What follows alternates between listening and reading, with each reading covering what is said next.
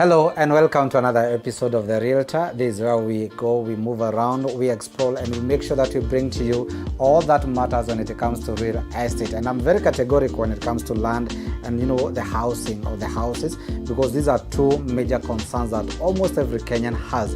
And today I'm at a place that I would love you to join me and we get to know more about land and especially the current state of land buying and selling in Kenya. My name is Robert Dongo. Karibu sana. Thank you so much, gentlemen. I'm happy to have you. I would like you just to say hi. Utuambie wewe ni nani? Asante. Right. Thank you, Mr. Dongo, for hosting me. Most welcome. Yeah. My name is Mr.Gitau Karaoke. Right. Director with the Olive Limited real estate company. Incorporated was incorporated in 2014. Right. And we are dealing with matters with land. Okay. Yes. Matters land. Mr. Gitau, and when you talk about land in Kenya, I think it arouses a lot of, I'll start with answers, then come to a lot of emotions, a lot of things, mixed reactions, truth be told. And when we get people who are like you, who are in it, we get the best bottom line to start talking about this, the fact of production, so-called land. Now, just in a nutshell, you can share with us the state of land buying and selling in Kenya, just in your own experience. In my own experience, matters with land Right. and selling in Kenya, since the administration of former President Right. late Moi Kibaki, the trajectory of land buying in Kenya changed. And initially, because of the growth of the economy and infrastructure growth, political stability, there was that demand, high demand of land. Right. And the rise in demand of land has not ceased since then. If you compare during the Moi's era and Kibaki's era, Right. Those are two different eras in matters with land. Right. And because, one, we must agree that Kenya is the gateway to East and Central Africa. Sure. And also Africa. If you look at the economic growth of our economy, of our country, Right. it has really changed how people think, how people live, and so many other things. Sure. One, most of the companies, international companies, name them Google, Right. made Kenya to be their headquarters of Africa. What does that translate? And I want to mean generally what we call the direct foreign money that has been injected to the economy has also contributed to the growth of this area of real estate. The demand for office space, the demand for residential, the demand for industrial parks. Right. All of this has made real estate really to change Sure. within a very short time. Right. And to be very specific, with all the other factors, we look at the new infrastructures. Government for the last 15 years, let's say 20 years since Right. Kibaki's time, the infrastructure's growth has opened up new areas Big time. in big time. Right. Look at all the bypasses that have been constructed, the expansion of major roads. Right. Yeah, that has really impacted on the growth of the real estate generally. And also the increase of the upper and middle income earners has also contributed to the growth of demand of land. Right. But within that context, we get a mix of so many challenges and issues that are surrounding. And of course, Lucas. we are coming to that because I believe you're studying it as a solution, because many people out there are skeptical when it comes to matters land and property at large. And you've mentioned why I want us to dwell much in land is because you are you have vast experience. At the same time, when you talk about the factors of production, land comes in handy. We cannot have capital, we cannot talk about entrepreneurship or even labor without land. So everything centralizes here. And you've mentioned about the opening in land demand. Could that have been also a gateway to fraudsters and the mischiefs that we've been having in the industry? Yeah, we have if there is something that is genuine, right, we always go get a counterfeit. Exactly. We always get counterfeit to imitate the genuine. Yeah. But this challenge can be overcome. Right. We have so many fraudsters masquerading like they are really genuine. And in fact, what we, let me say we, right, as Olive Limited, we've taken this task to give information to the public in matters. How do we take a process of buying land? Right. You know exactly. Right. Because if we know how the process of acquiring a piece of land, if we know those processes, definitely we will not be cheated. Agreed. We will not be cheated. Right. Because majority, most of Kenyans, they don't know really what is the process of acquiring land. And I can say in a nutshell, right, so that we also inform the public. Sure. Why are they being misguided, or are they being cheated on matters with land? Right. Because you end up seeing people raising placards, haki yetu. But if they really did their due diligence, right, or they followed the due process of acquiring land, they will not get themselves in the situation they usually get themselves. Right. And one, in a nutshell, right, if you want to acquire land, this is the process that you need. Once you have identified that land, identify these. There is a willing buyer, there is a willing seller. You are a buyer.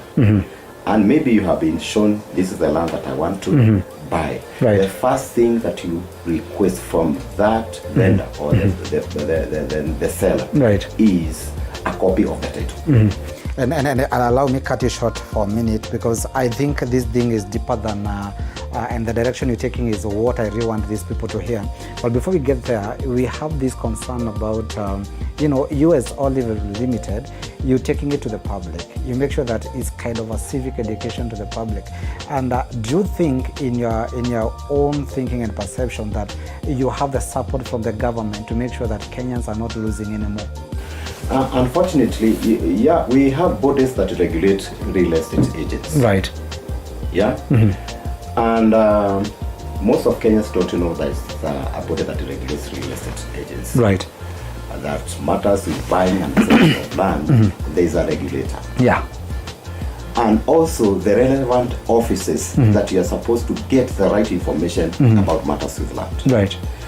So what I can say is lack of that information. Exactly. And the government has not been in support. Let me be very true. Right. If you can see, initially, if you look at Nairobi, the old estates, you will see government initially was to put infrastructures, water, sewage system, right, lighting. Right. They went ahead before the investors came. But right now, already, because of the expansion, the demand of land, so people or private investors have overpassed the government capacity. The government doesn't really have policies to enlighten people on matters with land. If they can take that initiative, it don't require so many laws. The existing laws are there, but the public participation, in terms enlightening the public, if the government can invest in that, right, we'll have all these fraudsters just vanish. And why I had to go that direction, Mr.Gitau, is simply because when I was doing my background check about Olive Limited, I realized we are one of the companies that have got zero scandal, in the past. And I was asking myself, why don't we have, everyone engaging in real estate maybe take this path that we can be a solution instead of otherwise. But now, when you talk about the regulatory authorities and agencies, has there been any effort by the private sector, you people, approaching the government? Let's say Olive Limited is standing tall, saying that now the government must chip in, join hands, and we protect the general public. You see, there are laws, we are not short of laws, right, to protect the public, but being ignorant The masses, right. The masses are ignorant of their rights and even the laws that are governing matters with land. Exactly. So, and that's where majority fail. One, you become very busy to find money, and you don't create time to also see how you are going to protect it in matters in investment. And that's where you fail. Right. When you are maybe want to acquire a piece of land, you must do what you call a diligence. Yes. That is the first thing. And I want to tell the public right now that matters with buying land is not just an event. It's a process. It's a process. Agreed. It's a process. Once you know it's a process, and somebody is telling you, no, just pay cash, just pay, don't agree with that. It's a process. Lipa tukupeleke. In a signing, the process usually takes 90 days. The legal time that you're supposed to, a transaction of land, however small it is, it doesn't matter the value, 90 days. That's the process that is the time that you are supposed to take to complete an entire transaction of land. Right. And if people do follow that process, I think the fraud, I'm telling you, the fraudsters will just vanish. All right. Yeah, automatically. We don't require even more laws. We don't require punitive laws that want to be introduced. I believe if these people could bear me witness, is that some of them just found themselves into it simply because they were ignorant, as you said.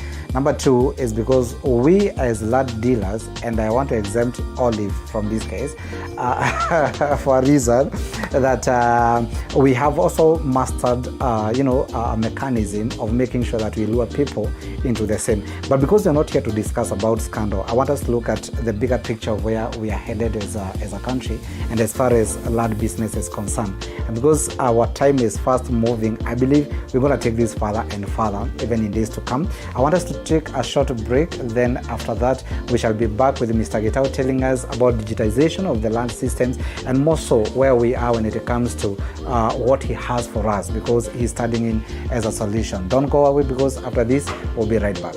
Hello and welcome back. This is the Realtor. Thank you for keeping it here, because I assure you, or I tell you, we've got more than you could imagine. Today we are cutting across a certain line that we've not been doing in the past, because this thing is coming on the surface and we can no longer conceal it. We can no longer, hide it, because it concerns you, it concerns me, and that's why today we have Mr. Gitau, who is doing it right on ground, and he is here to demystify. Tell us more about how we can overcome these obstacles and how he is doing it now that he's studying as a solution when it comes to matters land investment in Kenya. And once again, gentlemen, thank you so much. I'm so glad to have you, because what you're giving us, I cannot give these people. Karibu. Now, before we proceed, and I thought this was an important point for us to to put clear. In the recent past, there has been this proposed bill, quote unquote, that there's a model that somebody feels that they should be able to regulate all these problems that we have. And if I may quote it, it is said that whoever is engaging in land business should have maybe a guarantor, a security, if I may call it so, of 500 million. And maybe a fine of 5 million, could there be a case or a front case? Do you think, or do you support this, or what's your take? Are we in the right direction, or it's just another gimmick? Let me be very sincere. Right. That one will not be the solution.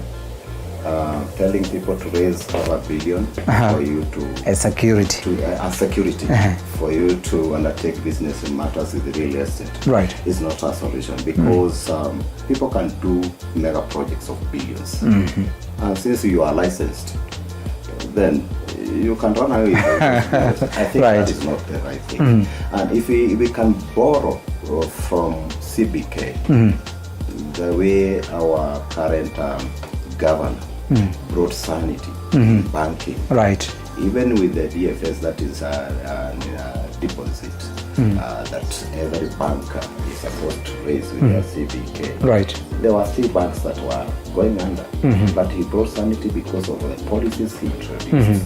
Yeah, and he didn't change the laws so much. Right.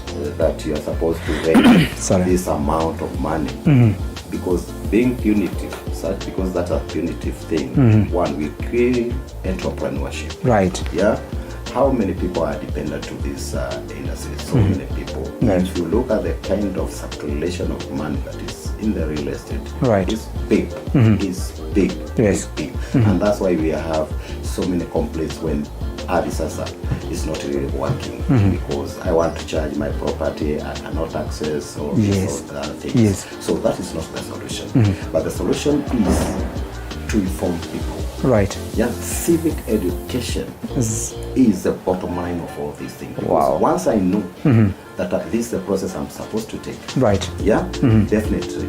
I'll be able to verify that this is a fraudster, is a genuine person. And it's about matters with information. And we are at the information age. Why can't they even come up with apps? But digitization. Right. Digitization is going to bring all these things to finish all these fraudsters, because one, you will not be able to sell land that doesn't belong to you. Exactly. Because that's what really happens. And I want maybe in a nutshell, if you allow me, to just tell people just a small process how you are supposed to verify if this is the genuine seller of this land. Right. The person who is selling land to you must have this document, the title deed, original title deed, and the name. If it's a company, the title deed bears the name of the company. Right. Yeah. If it's an individual, the title deed bears the name of the individual. Right. And the ID number, they tally. We start from there. Right. They tally, because you can have a title deed that belongs to your dad. Yes. Yeah. And since maybe your dad is also passed, maybe you want to call your brothers. Right. And you can try and sell that land. But that's where we start. Once you know the process, then from there, once you do the search, you go to the local land registry, do a proper search. Yeah. A search have so many things, because you can go there and get the wrong search. Because registry offices are... Yes, make sure it has these features. It has been signed by the registrar. Absolutely. And it has the seal of the registrar. Sure. Sometimes you get a search that doesn't have a seal. That is not authentic. Sure. Even if you take it to the court, it's just paper. Yes, just paper. Right. So once you get you have verified that this is the seller is the real owner of this land. Right. Then from there, go to the ground. Verify from the neighbors. Is this the real owner of this? Yes. From there, go back to the registry. Buy what we call an RIM. That is Registry Index Map. That shows exactly, because I can show you land in Kiambu, in Roiro, but the land is in Kikuyu. Exactly. So you can only verify that information from now that Registry Index Map. And here as Olive, we usually inform people how the process they are supposed to follow. We don't have that hurry to take your money. We allow you to take it. Bwana Gitau, still on that point, there are these people who are trapped in this narrative of mother title. And I believe there are Kenyans who have also lost. You as Olive, what are you doing to make sure that people are not trapped in this narrative of we've got the mother title, we have the mutation, the land is subdivided, and then what you're waiting for is just the printing of the rest of title deeds? Could there be a trap by having the map that is, the title that is not already printed into the plots? If you are dealing with a mother title, at least you are a bit safe. A bit. Yes. Right. Because the reason is, at least if it's a company, that means the company owns the land. If the search results shows that this is the real owner of the land, right, at least you know you are buying from a genuine person. Okay. Now, if you are looking at the actual, that person that you have, the process, they tell you there is a process of subdivision. Yes, there always that process of subdivision. And you can buy it once it is, the mutation is approved. Right. An approved mutation consists of the error numbers already are there. So the part that is remaining is only the printing of the title. Yes. So in fact, you can refer to that very error number that is on the mutation. Right. Even to I had this concern from a very close follower sorry, a very close follower of this, this program, and there was this concern: do the mother title become obsolete the moment a mutation is approved, or will they still go concurrently? The moment, no, once the mutation has been approved, right, it doesn't become obsolete. It becomes obsolete when now the new title deed has been issued. Okay. Because you must surrender now this mother title. Right. It remains at the registry. In the record, it will remain in the parcel file. Right. The record shows this land was this acreage, it was subdivided, and these are mother titles, and it produced the new title. You get it right, and you hear it from the horse's mouth. And I told you, these things are things that matter. They may sound petty or things of minor importance, but I tell you, these are things that can see you safe or frauded when it comes to matters buying and selling of land, property here in Kenya. Now, Mr. Gitau, I believe when we hand the former CA's lands, Madam Karure, introducing the digitization of land systems, and Nairobi was picked as a pilot project. I want you to tell us, as Olive, what's your experience with this digitization and whether we still have a future, just in less than a minute. So, the land digitization is a good thing that the government is initiating. Sure. And despite the challenges, because we have a lot of challenges in terms of it is not easy even for that Alisasa to open. Right. Yeah, the system is clogged. It really doesn't work, and that's why we saw lawyers even petitioning the land CAs, yes, or the current land CAs, right, because land matters handles a lot of money and transactions. Sure. And since the experience now we have is that it is not working. Right. It's not really working. And maybe what we can advise the government is they could have zoned Nairobi, because Nairobi is big. It's big. It's big. Right. They could have zoned Nairobi into several areas. If it is Eastlands, Southlands, Westlands, they start by identifying one zone.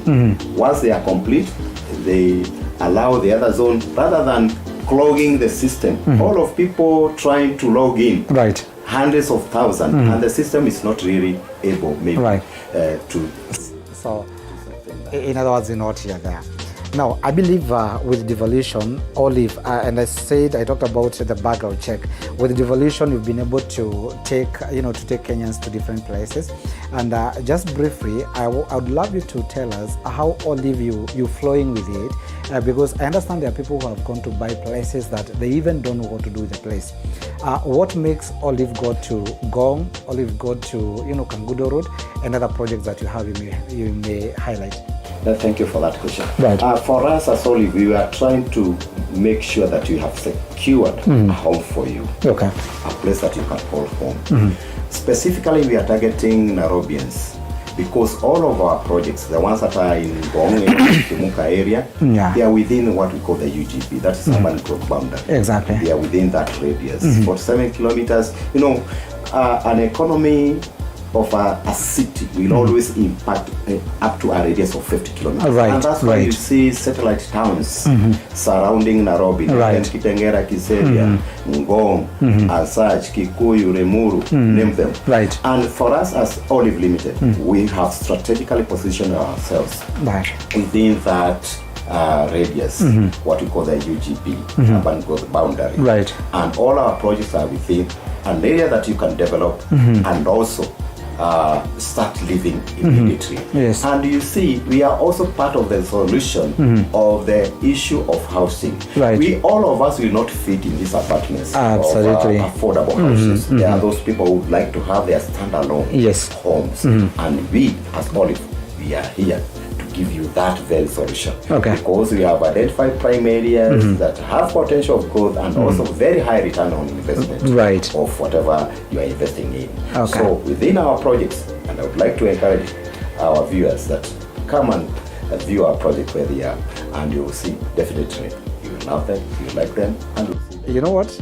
Given another opportunity, I would love to sit you down and expound more on this. Why? Because I think the information you're getting from Mr.Gitau is something that is deeper. The government will not tell us some of these things, and also you'll not get it in books. Why? Because these are systems, and systems, of course, are people, and we need to understand all these narratives, the realities on ground, and all this. Mr.Gitau, with your permission, I beg maybe to come back some other day, if you allow me. Thank you so much for keeping it here, The Realtor. This is where we demystify things and matters that concern your journey to land investment. I know we have not touched about, the